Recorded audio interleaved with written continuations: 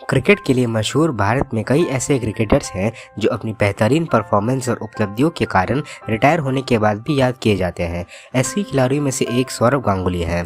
सौरव गांगुली फिलहाल बीसीसीआई के अध्यक्ष हैं। क्रिकेट की दुनिया में दादा के नाम से मशहूर सौरव गांगुली को भारतीय क्रिकेट टीम के सबसे सफल कप्तानों में से एक माना जाता है। वे बाएं हाथ के एक सर्वश्रेष्ठ बल्लेबाज रहे हैं। टेस्ट, वनडे और आईपीएल मैचेस में उन्होंने शानदार प्रदर्शन की है और उन्हीं प्रदर्शनों के कारण उनके नाम आज भी रिकॉर्ड्स में हैं। दादा के अलावा सौरव गांगुली को prince of Kolkata, Bengal tiger और महाराजा जैसे नामों से बुलाया जाता है। आज इस वीडियो में हम जानेंगे कि किस तरह से सौरव गांगुली ने अपनी ज़िंदगी में आने वाली सभी मुश्किलों के सामना करके क्रिकेटिंग जगत में ये मुकाम हासिल किया। तो दोस्तों, इस कहानी की शुरुआत होती है 8 जुलाई 1972 से, जब कोलकाता में सौरव गांगुली का जन्म हुआ था। उनके पिता का नाम चंदीदास गांगुली है और मां का नाम निरुपमा गांगुली। और दोस्तों, वैसे तो सौरव गांगुली को शुरू से ही आर्थिक समस्या से कभी नहीं जूझना पड़ा, क्योंकि सौरव के पिता अपने समय में शहर के सबसे अमीर लोगों में से एक हुआ करते थे और उनका फ्लरिशिंग पेंटिंग से जुड़ा हुआ कारोबार था। इसके अलावा सौरव के फैमिली में उनका एक भाई भी है जिसका नाम स्नेहाशीष गांगुली है और वो भी बंगाल क्रिकेट टीम के जाने माने खिलाड़ी रह चुके हैं। वैसे बचपन में देखा जाए तो अपने भाई को देखकर ही सौरव के अंदर क्रिकेट की दिलचस्पी पैदा हुई, लेकिन प्रॉब्लम ये थी कि उनकी मां ऐसा नहीं चाहती थी कि उनके बच्चे किसी तरह के स्पोर्ट्स में आगे बढ़े, क्योंकि उन्हें पता था कि नेशनल लेवल पर खेलना इतना आसान काम नहीं होता है। सौरव लगातार क्रिकेट में अच्छा करते रहे और फिर उनके भाई भी उनका मनोबल बढ़ाना शुरू कर दिया। और वैसे दोस्तों, वैसे तो गांगुली शुरुआत में राइट हैंड बैट्समैन थे, लेकिन अपने भाई का स्पोर्ट्स इक्विपमेंट यूज़ करने के लिए वो लेफ्ट हैंड से बैटिंग करने लग गए और यहीं से उनकी लेफ्ट हैंड बैटिंग की आदत बढ़ गई। और जब आगे चलकर घर वालों ने भी गांगुली के शानदार खेल को समझ लिया तो वो भी उनका साथ देने लगे और 10वीं क्लास के दौरान उन्हें क्रिकेट कैंप में एडिशन करवा लिया। साथ ही बेहतर प्रैक्टिस के लिए गांगुली के पिताजी ने एक इंडोर जिम और कंक्रीट पिच तैयार करवा दिया और फिर यहाँ पर भी गांगुली बहुत सारे मैच के अलग अलग वीडियोस देख कर खुद को बेहतर बनाने में लगा हुए थे। स्टेट लेवल में उड़ीसा अंडर 15 में शतक लगाने के बाद से गांगुली को सेंट जेवियर स्कूल की टीम का कैप्टन बना दिया गया और फिर यहीं से सौरव को काफ़ी कम उम्र में कप्तानी की बारीकियों को सीखने का मौका मिला। उनके शाही और ऊंचे अंदाज के बारे में कहा जाता है कि एक बार जब उन्हें उसी टीम में एक्स्ट्रास के तौर पर चुना गया था, तब एक मैच के दौरान उन्हें खिलाड़ी को पानी पिलाने के लिए कहा गया था, तो उन्होंने इस काम को साफ मना कर दिया था और मैच छोड़ के चले आए थे। हालांकि इस बर्ताव के लिए उन्हें काफ़ी क्रिटिसाइज भी किया गया था और टीम से भी निकाल दिया गया था, क्योंकि ऐसा बर्ताव स्पोर्ट्समैनशिप का तिरस्कार करता है। ये और ऐसे ही कुछ और इंसिडेंट्स थे जिन्होंने सौरव गांगुली को हम्बल बनाया और ये सिखाया कि बाहर कोई कितना भी अमीर या गरीब क्यों ना हो, पर जब वो इंसान फील्ड पर उतरता है तो वो एक स्पोर्ट्समैन होता है और टीम का हर स्पोर्ट्समैन बराबर होता है। और फिर लगातार बेहतर करने के बाद से 1989 में गांगुली ने बंगाल की तरफ से अपना फर्स्ट क्लास डेब्यूट भी किया और फिर घरेलू टीम के साथ रणजी ट्रॉफी में भी शानदार परफॉर्मेंस देने के बाद से उनका नाम भारत के नेशनल टीम के लिए भी लेने जाने लगा। और फिर इस तरह से 11 जनवरी 1992 को वेस्टइंडीज़ के खिलाफ उन्होंने अपना ओडीआई डेब्यूट किया, मगर ये डेब्यूट मैच सौरव के लिए बहुत साधारण रहा और वो सिर्फ 3 रन पर आउट हो गए। एक मैच बाद ही सौरव को टीम से ड्रॉप कर दिया गया और उन्हें वापस भारत भेज दिया गया।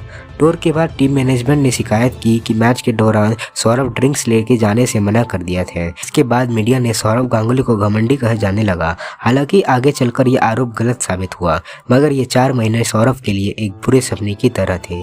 उन 4 महीनों में 22 साल के सौरव में निराशा और बदनामी दोनों देखी और वो जब घर लौटे तब उन्होंने अपने पिता को भरोसा देते हुए कहा, आप फिक्र ना करें, मैं जल्द भारतीय टीम में वापसी करूंगा। सौरव ने अपने पिता से किए हुए वादे और देश के लिए दोबारा खेलने का ख्वाब लिए मैदान पर जमकर मेहनत करना शुरू कर दिया। सौरव ने अपने ट्रेनिंग सेशन का टाइम बढ़ा दिया और सौरव दिन के 6 घंटे सिर्फ नेट पे बिताया करते थे।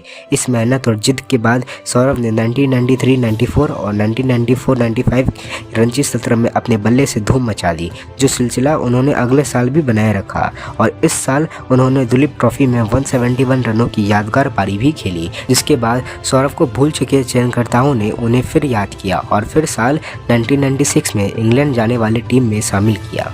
वहां जाकर गांगुली ससेक्स काउंटी टीम के कोच और महान बल्लेबाज डेस्मोंड हेन्स से मिले। गांगुली ने उनसे इंग्लैंड में कामयाब होने के लिए कुछ टिप्स मांगी। हेन्स ने गांगुली को इंग्लैंड में घास वाली पिच पर स्विंग होती गेंद को खेलने की तकनीकी बतलाई। सौरभ ने हेन्स की हर बात को गौर किया और खुद को इंग्लैंड के माहौल में ढाला। जहां इंग्लैंड में एक तरफ भारतीय बल्लेबाज रनों को तरस रहे थे, तो वहीं सौरभ ने अभ्यास मैच में मुश्किल पिच पर 62 रनों की पारी खेली। मगर श्रृंखला के पहले टेस्ट में उन्हें जगह नहीं मिली और अब ऐसा लगा कि ये दौरा भी 1992 जैसा जाएगा। लेकिन सौरभ की किस्मत ने फिर जादू किया और उन्हें एक मौका मिल गया। दरअसल उन दिनों भारतीय ओपनर नवजोत सिंह सिद्धू कप्तान मोहम्मद अजहरुद्दीन से किसी बात पर नाराज थे। पहले टेस्ट में मिली असफलता के बाद सिद्धू खुद को संभाल नहीं पाए और बिना किसी को बुलाए भारत लौट आए, जिससे भारतीय टीम को बदनामी भी झेलनी पड़ी। मगर ये घटना सौरभ के लिए मौका लेकर आई और उन्हें सीरीज का दूसरा टेस्ट में सिद्धू की जगह में टीम में शामिल किया गया।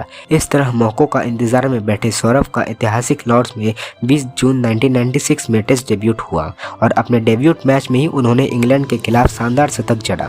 इस पारी से जुड़ी एक खास बात का जिक्र जरूरी है। दरअसल तीसरे दिन लंच के वक्त सौरभ लंच रूम में नहीं गए, क्योंकि वो नहीं चाहते थे कि खाने की वजह से उनकी एकाग्रता भंग हो, इसलिए बिना कुछ खाए ही खेलते रहे और 131 रन बनाकर सौरभ पवेलियन लौटे तो स्टैंड्स में मौजूद हर दर्शकों ने खड़े होकर सौरभ के जज्बे को सलाम किया। और फिर इसी टूर्नामेंट के ही दूसरे मैच में जब वो मैदान में उतरे तो फिर वहां पर भी शतक लगाकर उन्होंने ये संकेत सभी को दे दिया कि क्रिकेट के खेल में बंगाल का टाइगर आ चुका है। फिर साल 1997 में कनाडा के टोरंटो में खेले गए सहारा कप में पाकिस्तान के खिलाफ एक शानदार पारी खेली। इस मैच में सौरभ ने शानदार 75 रन तो बनाए ही साथ 16 रन देकर उन्होंने 5 विकेट भी निकाले और इस टूर्नामेंट में अच्छे प्रदर्शन की वजह से सौरभ को 4 बार मैन ऑफ द मैच का अवार्ड भी दिया गया और फिर उन्हें मैन ऑफ द सीरीज के लिए भी चुना गया। उसी साल उन्हें वनडे मैचेस में सबसे ज्यादा रन बनाने के लिए बेस्ट बैट्समैन डिक्लेयर किया गया था। सौरभ को 1999 के वर्ल्ड कप में सचिन के साथ ओपनिंग के तौर पर रखा गया, जहां उन्होंने 183 रन की पारी खेलकर उन्होंने कपिल देव का 175 रन का रिकॉर्ड तोड़ा। उस समय यह रिकॉर्ड वनडे मैचेस में किसी भी बैट्समैन के लिए सबसे हाईएस्ट स्कोर था। वर्ष 1999 सौरभ गांगुली के क्रिकेट करियर का सबसे शानदार वर्ष था। इस साल उन्होंने न्यूजीलैंड के खिलाफ खेले गए 5 वनडे मैच सीरीज और पेप्सी कप दोनों में मैन ऑफ द सीरीज का खिताब जीता था।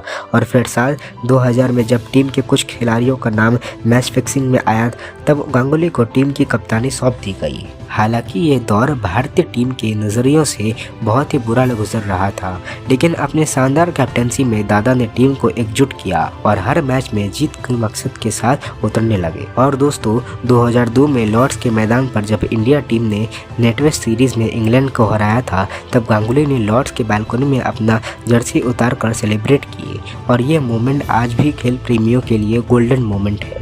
इसके अलावा 2003 के वर्ल्ड कप में भी सौरभ गांगुली ने ही भारतीय टीम को नेतृत्व किया और टीम को फाइनल तक पहुंचाने में भी अहम भूमिका निभाई और इस तरह वसेरों की तरह कई सालों तक आगे भी खेलते रहे। और फिर आखिरकार 2008 में उन्होंने क्रिकेट से संन्यास लेने का फैसला कर लिया। हालांकि अब तक वो भारत के सबसे महान कप्तान और खिलाड़ियों में वो अपनी गिनती करवा चुके थे। सौरभ गांगुली भारतीय टेस्ट क्रिकेट टीम में एक ऐसे सफल कप्तान रहे हैं जिन्होंने 49 मैचेस में भारत के लिए लीडरशिप करी है और उसमें से 21 मैचेस में इंडिया टीम को जीत दिलाई है। वो दुनिया के तीसरे ऐसे बल्लेबाज हैं जिन्होंने अपने पहले ही टेस्ट में सेंचुरी लगाई थी। सौरभ 10,000 रन बनाने वाले भारत के दूसरे बल्लेबाज हैं। सौरभ ऐसे तीसरे खिलाड़ी हैं जिनके नाम वनडे मैचेस में 10,000 रन, 100 विकेट और 100 कैचेस का रिकॉर्ड है। उन्हें Arjuna award, sports person of the year, Bengal Vibhushan award और पद्मश्री अवार्ड से भी नवाजा गया है। और at present Sourav Ganguly BCCI के प्रेसिडेंट हैं। आशा करते हैं कि आपको दादा की ये कहानी ज़रूर ही पसंद आई होगी। और दोस्तों, अगर आप ऐसे ही और वीडियोस देखना चाहते हैं तो चैनल को सब्सक्राइब कर दीजिए, ताकि और ऐसे वीडियोस मैं आपके लिए लेके आता रहूँगा। Thank you.